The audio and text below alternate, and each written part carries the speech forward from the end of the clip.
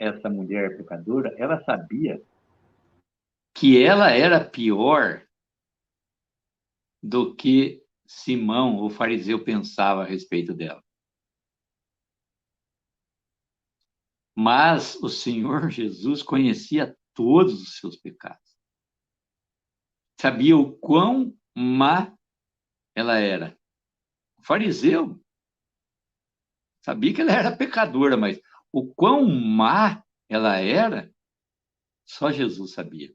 Então, ela sabia que ela era pior do que o que Simão pensava dela, né? Porque Simão não conhecia a vida dela toda. E as pessoas olham as outras pessoas e julgam por aquilo que vê, o exterior.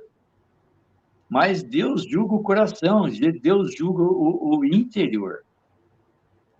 O julgamento, né, que um outro homem faz a meu respeito, pouco me importa se é certo ou se não é certo. O que eu não posso deixar de pensar é que Deus conhece todos os meus pecados. Deus conhece toda a minha vida. Jesus nos conhece em toda a nossa profundidade, né? Então, ela nem por isso o Senhor Jesus desprezou essa mulher. Pelo contrário, ele a havia atraído ali, né? E ela, né?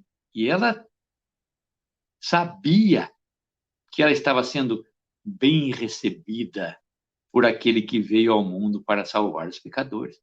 Pô, ele veio numa missão de para salvar os pecadores, como é que ele ia? Qual é o melhor lugar que aquela mulher, por isso nós só dissemos no início da live, né? O melhor lugar do mundo para um pecador estar é aos pés do Senhor Jesus. Melhor lugar do mundo. Não saiu, ela não saiu com nada que deixou, né, a consciência dela manchada.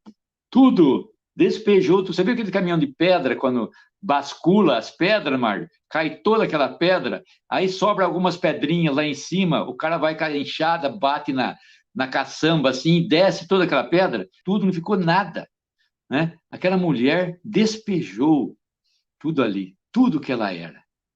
E o fariseu, Mário, pode ter perguntado, Simão pode ter perguntado, escuta, mas que história é essa do Senhor Jesus? Será que ele está querendo se referir a mim? Olha, sou uma pessoa boa, uma pessoa próspera. Eu não sou devedor de ninguém. Eu nunca prejudiquei ninguém. Ele não era um pobre pecador como aquela mulher. Ele só vivia com os justos ou com aqueles que julgavam ter justiça própria. Aqueles que eles julgavam que eram melhores dos que os outros. Eu sempre vivi com esses. Eu sempre jejuei 2 vezes por semana. Eu sempre subia ao templo a orar. Eu sempre paguei os meus dízimos. Isso não era suficiente? O que esse homem vem dizer agora que eu sou devedor? Eu não devo nada para ninguém. Deve para Deus. O Senhor Jesus quis falar que ele era devedor. E o principal, como o Márcio disse, tocando no ponto nevrálgico, ninguém tinha com o que pagar. Não é melhor eu me achegar aos pés daquele que pode realmente me perdoar graciosamente? Voluntariamente ele quis me perdoar, porque ele deu a sua vida ali naquela cruz, foi uma coisa voluntária. Por que eu vou duvidar agora da minha salvação?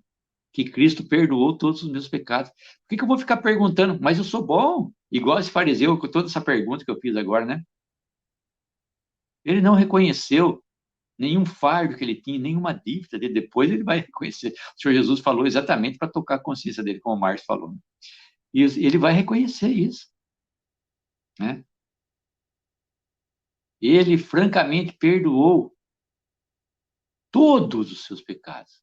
Porque ele diz assim, o Senhor Jesus fala, que os seus pecados eram muitos. Quanto que é muito, Mário, para Jesus? E quanto que é pouco?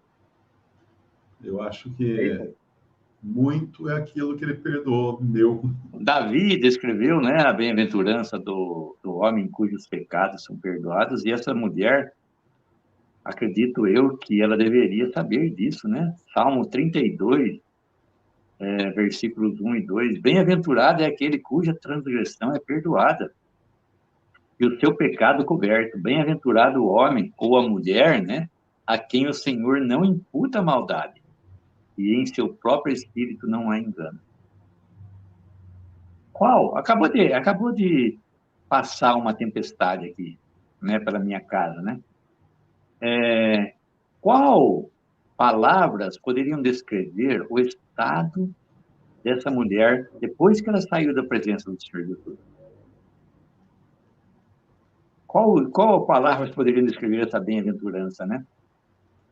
Uma quietude depois de uma grande tempestade.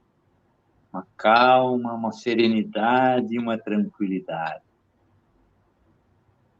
O alívio após uma grande opressão, após uma grande dor. Imagina quando a gente sente alívio, quando a gente sente a quietude, que passou a tempestade. Ai, que bom. Passou a opressão, passou a dor, eu sinto aquele alívio. A paz profunda e santa que enche o coração quando o senso de perdão descansa sobre ele. Paz profunda, quando o senso de perdão descansa sobre a minha alma, sobre o meu coração. Foi isso que aquela mulher sentiu ali. Ela foi tranquila, ela foi aliviada, né? Ela foi serena, tranquila e em paz. É isso aí, irmãos. Boa noite a todos.